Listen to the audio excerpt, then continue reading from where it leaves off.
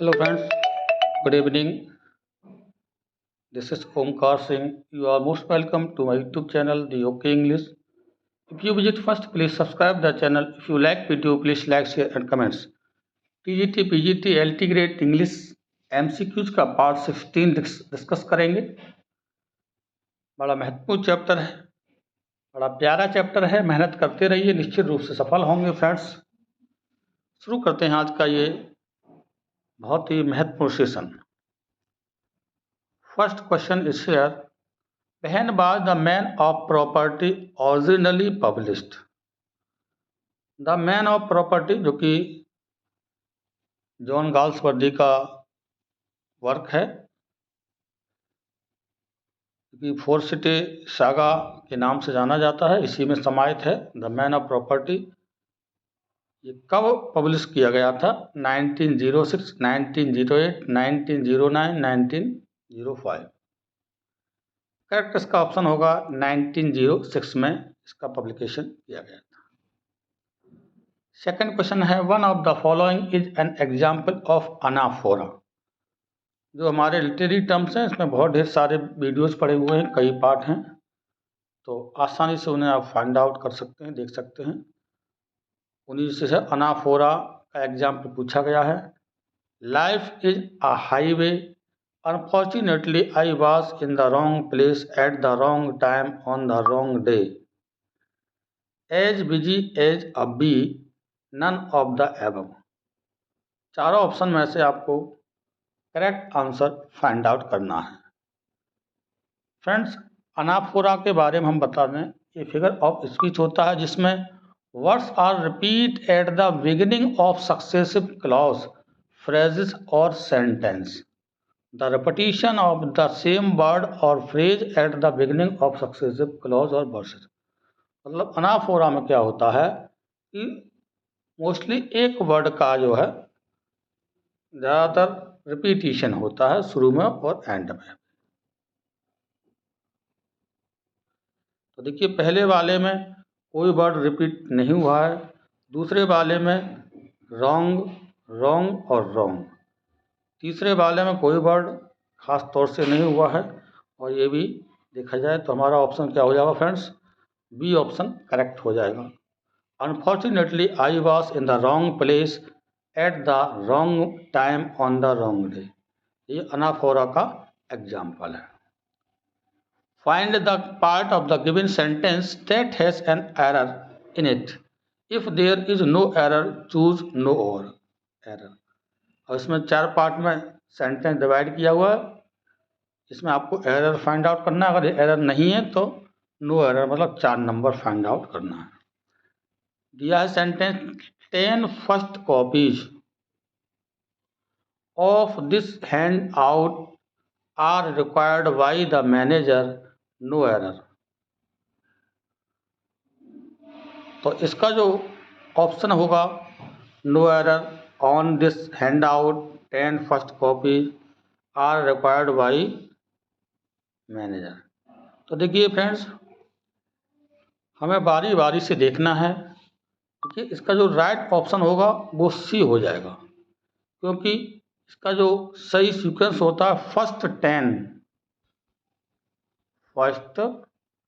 10 copies ऐसे होना चाहिए। क्योंकि जो हमारा कहना चाहिए जो सीक्वेंस होता है न्यूमरल एडजेक्टिव इसमें दिया है, इसमें कार्डिनल और ऑर्डिनल सिस्टम होता है। तो पहले ऑर्डर होता है फिर कार्डिनल, मतलब ओसी क्रम रखते हैं इसमें। ध्यान रखिए, क्या कहते हैं इसे? ओसी कह देते हैं। मतलब ऑर्डर पहला, दूसरा, तीसरा, चौथा, पांचवा। तो फर्स्ट 10 कॉपी, प्रथम 10 कॉपियां। कार्डिनल मतलब जैसे अंक 1, 2, 3, 4, 5, 6, 1, 2, 3 हमारा कार्डिनल नंबर होता है, और ये ऑर्डिनल नंबर होता है। तो ऑर्डिनल नंबर को पहले लाते हैं, ऑर्डिनल नंबर को बाद में लाते हैं। तो इस तरह से हमारा जो यहाँ कमी है, एरर है, सी पार्ट में हो जाएगा। जैसे सेंटेंस दिया है, पहला ही है 10 फर्स्ट कॉपीज, तो इसका जो नंबर दिया है, क्रम दिया है हमारा सी में दिया है, तो सी ऑप्शन का करेक्ट हो जाएगा, इसमें गलती है। Who is the next in command after Saturn in Paradise Lost? Para lost में सैटर्न के बाद कौन कमांड देता है, विशेष कौन है इसमें? मैमोन है, बिल्जेबब है, मोनोक है या वालिन है? तो इसका राइट ऑप्शन होगा फ्रेंड्स बी हो जाएगा, बिल्जेबब। ये सेकंड क्रम में सैटर्न के बाद सेकंड कमांड में आता है।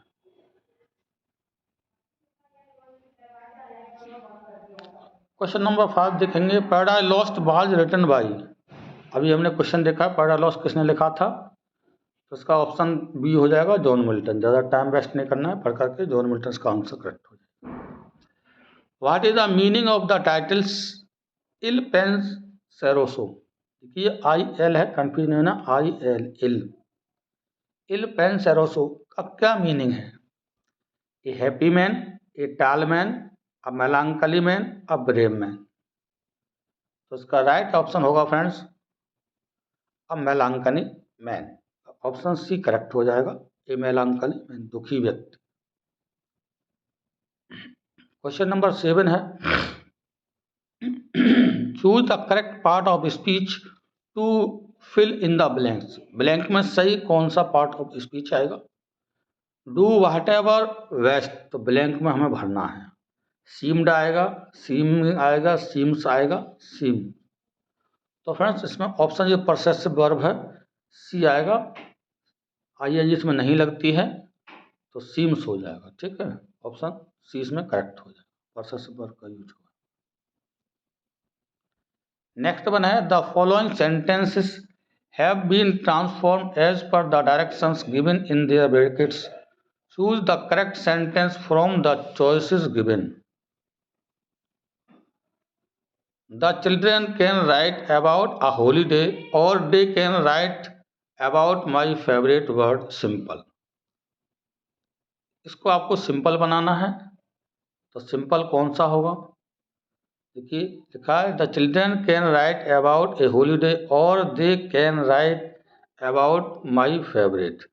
तो इसका मतलब ये और से संबंधित है, ये कंपाउंड सेंटेंस है ना, तो इसको हमें क्या बनाना है? सिंपल बनाना है। Either the children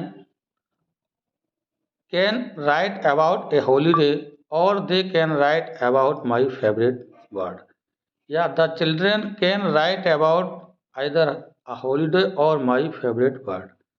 Even though the children have two options, they can write about one between a holiday and my favorite। देखिए इसमें तो वैसे भी तमाम कचरा भर गया, तो हटा ही दीजिए। The children can write not only about a holiday but also about my favorite। तो नॉट ओनली बट आल्सो किस में आता है फ्रेंड्स? ये आप समझते हैं, ये कंपाउंड में आता है, ये भी हमारा सिंपल नहीं है, इसका मतलब ये भी हमारा हट जाएगा। पहला ऑप्शन कहा है आइदर और, आइदर और है तो simple.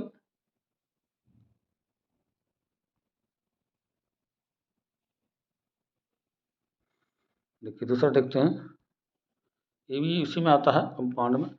The children can write about either a holiday और माई फेवरेट वर्ड। तो ऑप्शन आपका 20 में करेक्ट हो जाएगा। Okay,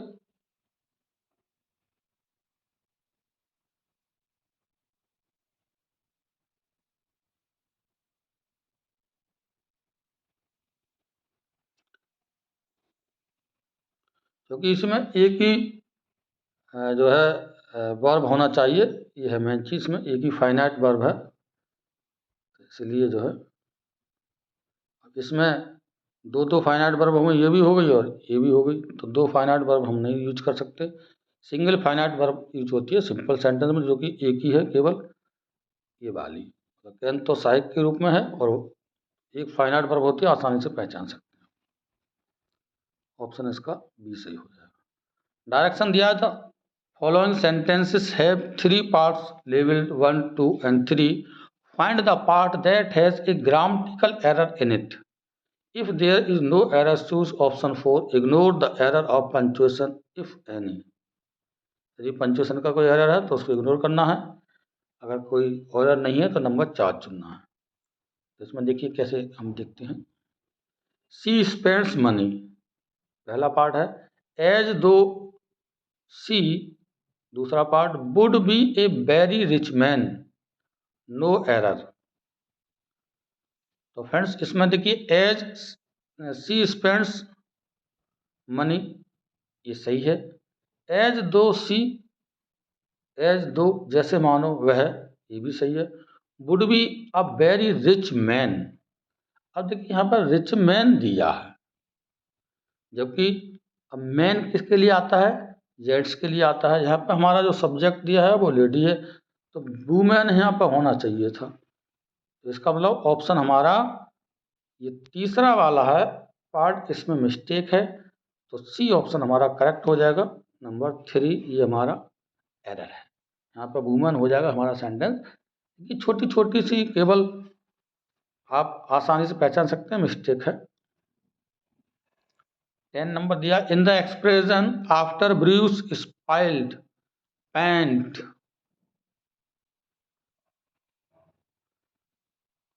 on the coach he realized that he should have hired a professional painter. The italic word is, तो इसमें इटैलाइज word देखिए कौन सा है, ये वाला इटैलाइज वर्ड है, इसको इटैलाइज वर्ड मानिए आप, डार्क करने से रह गया है। तो पेंट क्या चीज है ये आपको देखना है। अब देखिए आफ्टर ब्रूस स्पाइल्ड, ये वर्ब होगा, वर्ब के बाद क्या आता है हमारा, ऑब्जेक्ट होता है, ठीक है। अब ऑब्जेक्ट या तो नाउन हो सकता है या प्रोनाउन हो सकता है, किसी भी सेंटेंस का ऑब्जेक्ट या सब्जेक्ट नाउन और प्रोनाउन हो सकता है या उसके समकक्ष हो सकता है। तो पेंट क्या चीज हो सकती है देखते हैं, वर्ब तो है नहीं, पहला ऑप्शन तो गायब है। वर्बल नाउन नहीं है, प्रॉपर नाउन भी नहीं है, किसी पेंट मतलब पेंट का नाम नहीं दिया है, तो इसका मतलब क्या है, कॉमन नाउन है, ये ऑप्शन बी हो जाएगा। Which of the following expressions is correct, कुछ एक्सप्रेशंस दिए हैं, इसमें कौन सी करेक्ट है ये आपको देखना है, कहीं ना कहीं मिस्टेक है। Sun makes the world go round, money makes the world go round, bill makes the world go round, man make the world go round.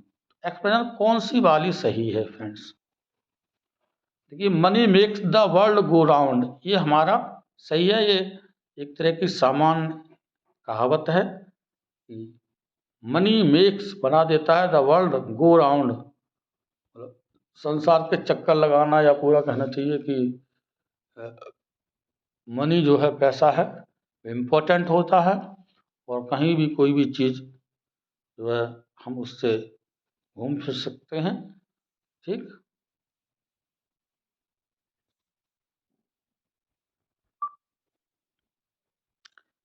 12 number, in which Shakespearean play do we find the line, since brevity is the soul of wit and tediousness the limbs and outward flourishes, I will be brief, your novel son is mad। ये लाइनें कहाँ से ली हैं, हेमलेट से हैं, King Lear से हैं, Othello से हैं, या कॉरियोलेनस से हैं। तो फ्रेंड्स ये लाइनें किसकी हैं, ये हमारे हेमलेट की लाइनें हैं, शेक्सपियर का प्ले है, ठीक। एक्ट सेकंड और सीन सेकंड में है, एक्ट सेकंड और सीन सेकंड में ये लाइनें दी गई। What type of sonnet is on his blindness, on his blindness किस तरह का सोनेट है, पेट्रार्कन, शेक्सपियरियन, मिल्टोनिक और स्पेंसरियन। तो फ्रेंड्स इसका राइट ऑप्शन है, ये मिल्टन की सोनेट है, तो ये पेट्रार्कन सोनेट मानी जाती है। इसका जो राइमिंग स्कीम है, A B B A B B A C D E C D E, A B A, फिर बी ए सी डी ई और सी डी ई, ये इसकी राइमिंग स्कीम है। तो हमारा ये pattern sonnet. Arrange the Shakespearean plays in the correct chronological order, मतलब सही काल क्रम के अनुसार आपको देखना है कि पहले कौन सा आया, उसके बाद कौन सा आया, इस तरह से क्रॉनिकल ऑर्डर को हमें देखना है। ठीक,